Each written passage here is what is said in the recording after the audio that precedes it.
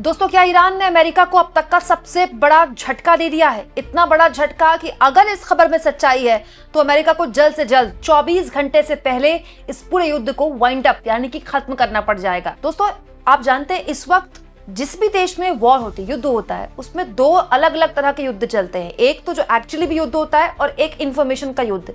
और उस युद्ध में ईरान इस वक्त हर लिहाज से 21 साबित हो रहा है अमेरिका और इजराइल पर। दोस्तों, ईरान की मीडिया तेहरान टाइम्स की तरफ से एक बहुत ही हैरतअंगेज दावा किया जा रहा है। तेहरान टाइम्स का दावा है कि IRGC पब्लिक रिलेशन ने यानी कि रिवोल्यूशनरी गार्ड्स जो हैं ईरान के, उनकी तरफ से दावा किया गया है कि अमेरिका का रडार FP-132 इसको ईरान ने खत्म कर दिया है। ये FP-132 रडार क्या है, किसके लिए तैयार किया गया था, कहां रखा गया था, सब कुछ मैं आपको तफसील से बताऊंगी। और साथ में आपको ये भी बताऊंगी कि कैसे अमेरिका अब इजराइल में रह रहे अमेरिकियों से भी कह रहा है आप अपने भरोसे खुद हैं, खुद ही वहां से निकलकर अमेरिका पहुंच जाइए, क्योंकि हम स्थिति में नहीं है कि आपको वहां से निकाल सके। दोस्तों, ये कहां हो रहा है? इजराइल में हो रहा है। किनके साथ? अमेरिकियों के साथ। दोस्तों, पहले इस खबर को आपके सामने रखती हूँ।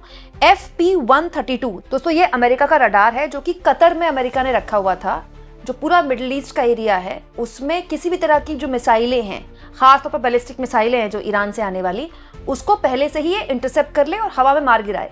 दोस्तों, यही काम करते हैं रडार। रडारों का काम ही ये है कि आने वाला कोई भी खतरा दुश्मन से वो पहले इंटरसेप्ट कर ले और उनको आसमान में खत्म कर दें ताकि वो गिरी ना पाए, नुकसान ना पहुंचा पाए। ईरान की तरफ से दावा किया जा रहा है कि हमने अमेरिका का वो रडार ही खत्म कर दिया। तो ये रडार है क्या, समझिए। दोस्तों, आधुनिक वायु रक्षा प्रणाली के लिए बहुत जरूरी है ये अमेरिका का AN/FPS-132 रडार। समय से पहले पता लगाने, ट्रैक करने और अवरोधक करने में सक्षम। अवरोधक मतलब खत्म करने में ये सक्षम है। दोस्तों, डिफेंस सिक्योरिटी एशिया की रिपोर्ट के मुताबिक ये प्रारंभिक चेतावनी प्रणाली कतर के अल उदैद हवाई अड्डे पर तैनात है। ठीक है, ये हवाई अड्डे के आसपास कहीं तैनात कर रखा है अमेरिका ने। कहां? कुवैत के।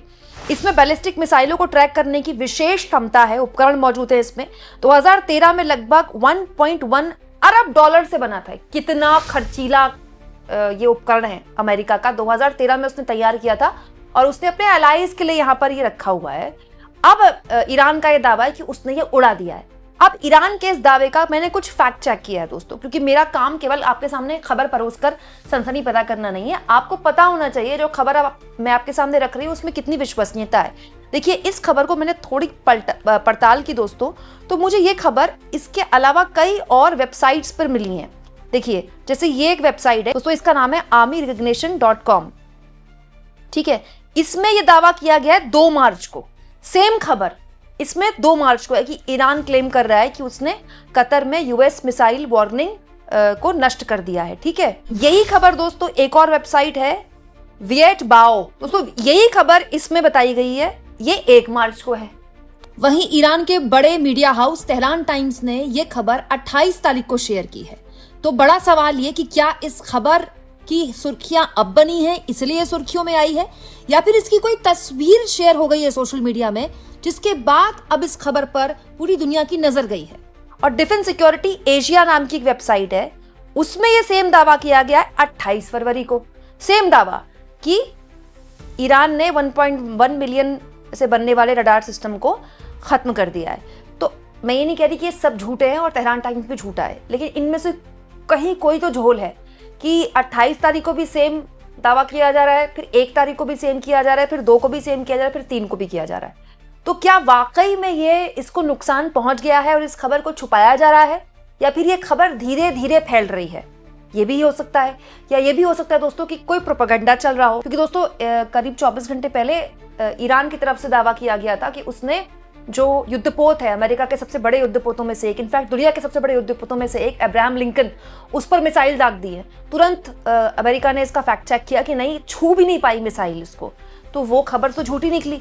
तो हो सकता है कि ये खबर भी झूठी हो, या फिर ये खबर पहुंच ही ना रही हो लोगों के बीच। दोनों में से किसी भी बात पर आप विश्वास नहीं कर सकते। लेकिन ये बात सच है कि इस पर अब खबरें छप रही हैं और इसको लेकर बहुत किरकिरी भी अमेरिका की हो रही है कि क्या वाकई में ऐसा है। दोस्तों, मैं बता दूं आपको, 5000 किलोमीटर का इसका ट्रैकिंग का रडार है। मतलब 5000 किलोमीटर के आसपास जहां भी कोई भी किसी भी तरह का मिसाइल दागी जाए, ये उसको ट्रैक कर लेता है। रडार का काम ही यही होता है। आपको याद होगा इसी तरह के रडार से ऑपरेशन सिंदूर के दौरान भी भारत की सेना ने पाकिस्तान के कई ड्रोन्स और कई अटैक्स को हवा में ही नेस्तनाबूद कर दिया था। आज के जो युद्ध हैं दोस्तों वो जमीन पर कम आसमान पे ही लड़े जाते हैं। ये न्यू एज वॉर है।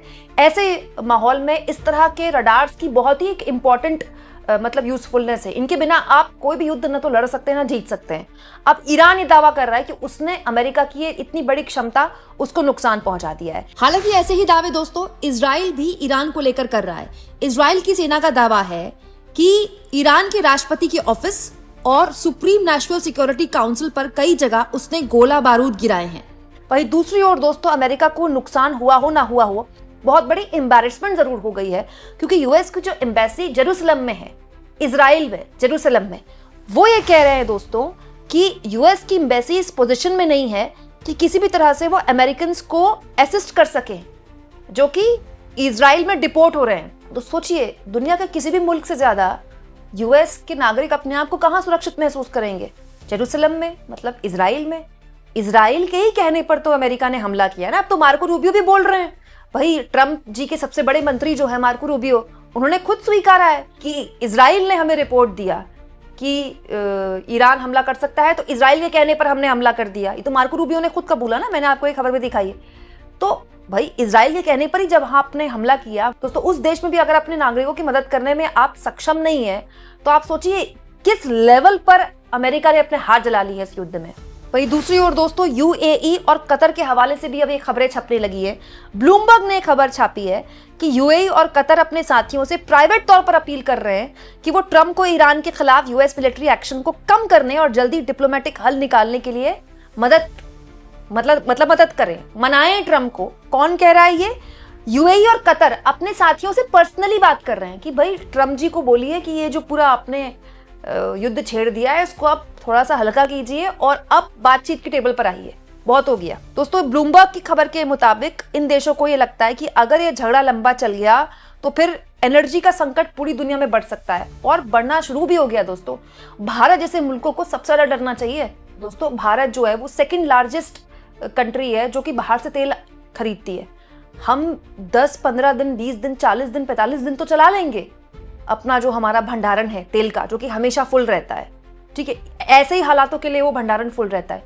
लेकिन अगर ये लंबा चल गया, क्योंकि ट्रंप जी ने तो बोला है कि वो पूरा मतलब एटर्निटी तक, पूरी जिंदगी, फॉरएवर युद्ध चला सकते हैं, और खुद बकायदा इजराइल भी कह रहा है कि बहुत जल्द अभी युद्ध खत्म नहीं होने वाला है। तो अगर ऐसे युद्ध चलता रहा तो एनर्जी यानी कि जो तेल की कीमतें हैं उनमें भारी इजाफा हो सकता है। तेल की कीमतों का बढ़ना मतलब महंगाई का बढ़ना। दोस्तों महंगाई का बढ़ना मतलब वर्ल्ड इकोनॉमी का हिल जाना। वर्ल्ड इकोनॉमी का हिल जाना मतलब एक भयानक आर्थिक संकट आना, एक भयानक आर्थिक मंदी आना। और इन सब के बीच भारत में जो थोड़ा बहुत रुपया संभला था, थोड़ा बहुत, दोस्तों वो ऐसा लुढ़केगा कि आप सोच नहीं सकते। सोने के दाम आसमान छू सकते हैं। और ये सब कुछ क्यों? क्योंकि एक देश ने तय किया अचानक से कि वो एक दिन दूसरे देश पर हमला कर देगा, और वो भी उस देश पर हमला जिससे वो बातचीत कर रहा है। एक दिन पहले वो उसी देश से बातचीत कर रहा है, वो बातचीत में उस अमेरिका की सारी शर्तें मान रहा है, ईरान, और अमेरिका अचानक उस पर हमला कर दे रहा है और उसके सुप्रीम लीडर को मार दे रहा है। आप इस मुद्दे पर क्या सोचते हैं दोस्तों? अगर अमेरिका के रडार को वाकई में ईरान ने नुकसान पहुंचा दिया तो ये कितना बड़ा झटका अमेरिका के लिए होगा? कमेंट बॉक्स में जरूर लिखें, और जितना हो सके चैनल को शेयर भी करें और सब्सक्राइब भी।